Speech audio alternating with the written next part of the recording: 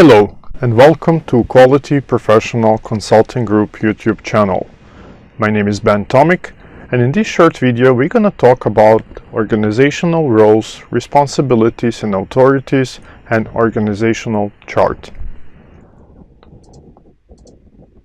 Okay, what is the intent of this requirement? The intent of this requirement is to assign relevant roles in relation to the quality management system in order to ensure the effectiveness and the achievement of intended results. Top management needs to establish specific responsibilities and authorities for the roles and ensure that all employees in the organization understand and are aware of their assignments. Responsibilities and authorities can be assigned to one or more individual. They should be able to make decisions and effect changes to the area and/or processes to which they have been assigned. It is essential to emphasize that although authority can be delegated, the overall responsibility and accountability for the quality management system remains with top management. Top management has to assign the responsibility and authority for ensuring that the quality management system conforms to the requirements of ISO 9001:2015, for ensuring that the processes are delivering their intended outputs, for reporting on the performance of the quality management system and opportunities for improvement, for ensuring the promotion of customer focus throughout the organization, and for ensuring that the integrity of the quality management system is maintained when changes to the quality management system are planned and implemented. Okay, how to define roles and assign responsibilities and authorities in quality management system. The best way to properly communicate roles, responsibilities and authorities would be through the use of relevant documented information. Organizational chart seems to be the best visual tool to communicate roles, responsibilities and authorities within organization. Organizational chart is a diagram that shows the structure of an organization and the relationships and required functions within organization. Okay, so question is how to design an organizational chart. So first we go back to our processes that we have previously identified. So we have to identify all our processes in the organization. Then we have to affiliate processes into common groups.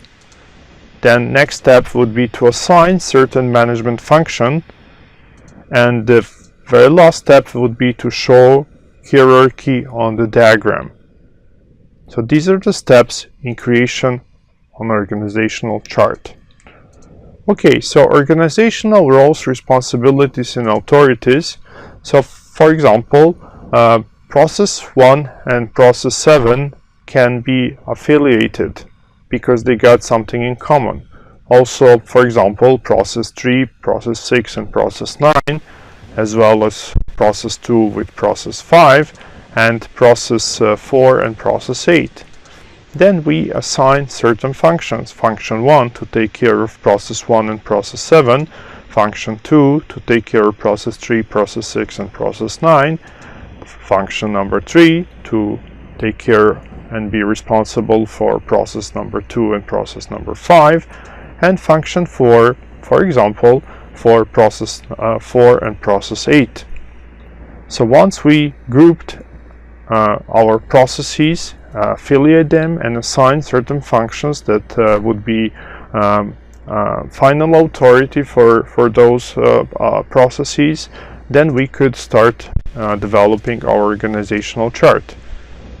And this is the example of one organizational chart. It's a hierarchy.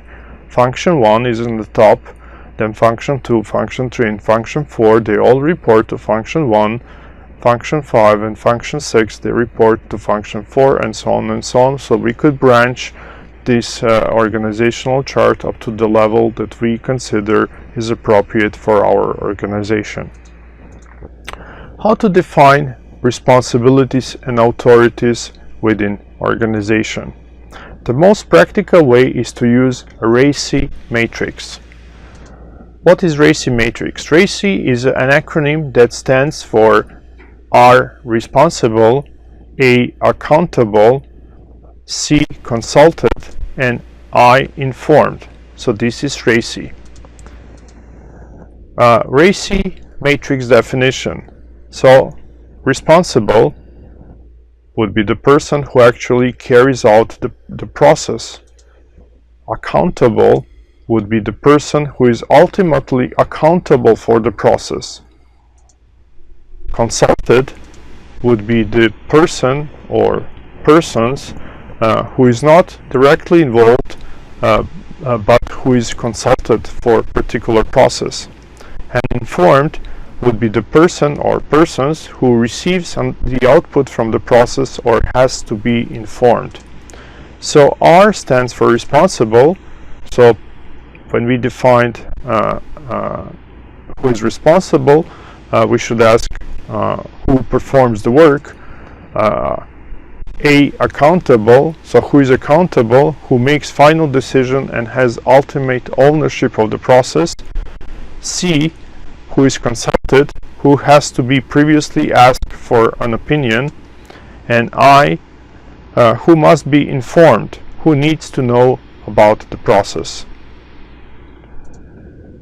So RACI matrix, this is the example of one RACI matrix. So we can see 9 processes here in our columns, and in our rows we can see the designated functions, right?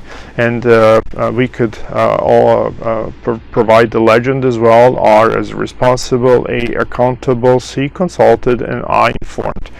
Keep in mind one very important thing, that for a particular process only one function can be accountable, only one driver in the car, right? So we cannot assign multiple functions to be accountable for a particular process.